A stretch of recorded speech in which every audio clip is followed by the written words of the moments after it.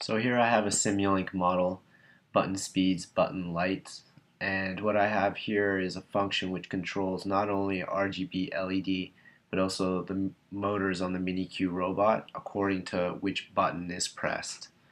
So I'm going to double click into the MATLAB function to explore it a little bit, and this is what comes up. I have motor 1 and motor 2 as the output variables, along with red, green, and blue as output variables, all of which are according to an input labeled as button.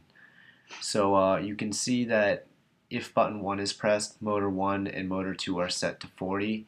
What I have is that with each button, button 2 and button 3, motor 1 and 2 are set to even higher values, therefore they should travel faster.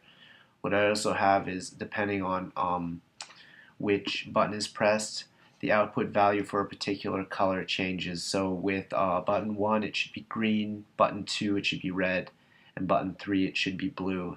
And I do need a condition for if nothing is pressed, and that is within the control structure portion, else motor 1 and motor 2 are set to 0, as well as all those colors.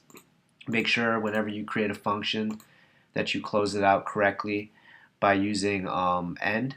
I have 4 of them here, which are necessary to close out my function. Otherwise, you're going to get an error.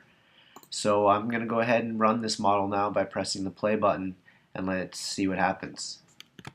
So here my model is running, and you'll see that's happening with the T at the bottom telling me what time frame has passed since I pressed the play button. So I'm going to go ahead and press some of the buttons on the Mini-Q robot to see what results. And you'll see that as I press each one, what happens is that a particular color comes up. And that's pretty interesting because that's exactly what we had structured within our MATLAB function. For each button pressed, a different speed for the Mini-Q robots as well as a different color.